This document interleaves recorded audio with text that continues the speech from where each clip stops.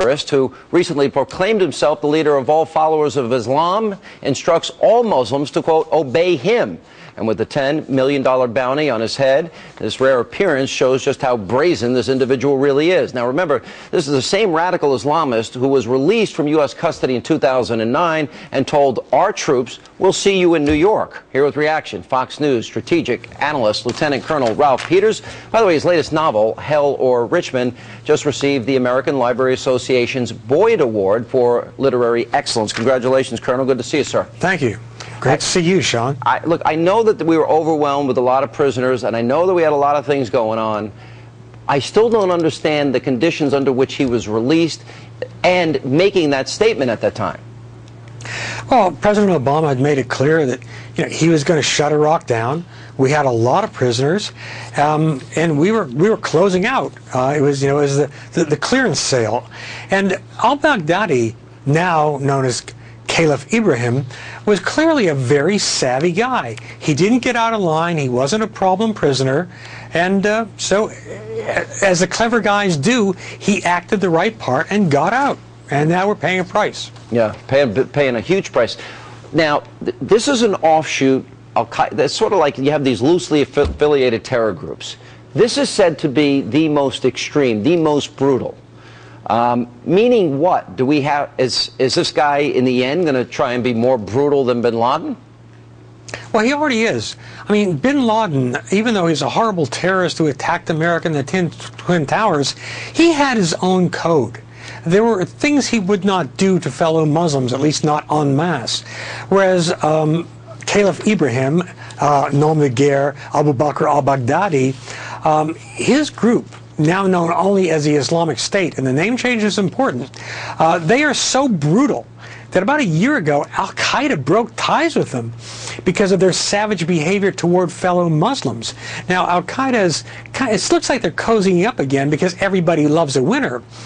But while our intelligence community warned that these guys were coming, the Obama administration was determined to see no evil, as a result of which President Obama's legacy is shaping up to be the first, not just a new caliphate, which is an important thing to devout Muslims, but a terrorist state in the heart of the Middle East. Thank you, Mr. President. Yeah. He's been described as hyper paranoid. There's been a lot of mystery surrounding this guy. He's avoided a lot of public appearances. Why now? Why come out and speak and then also get criticized for, I guess, wearing a Western watch of some kind?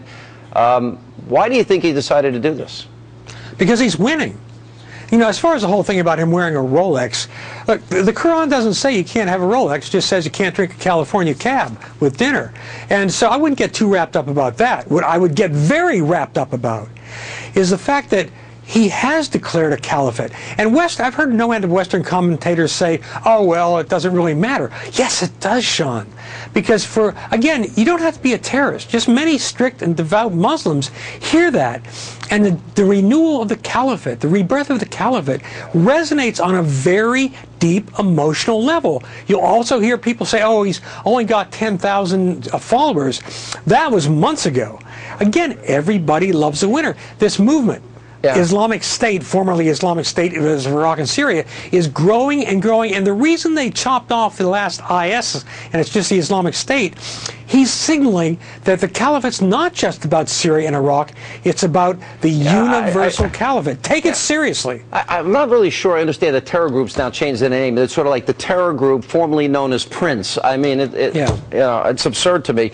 But considering the level of Montana, Miley Cyrus, but considering the brutality and threat that he represents, shouldn't the United States, for national security reasons, right now, be targeting him for assassination?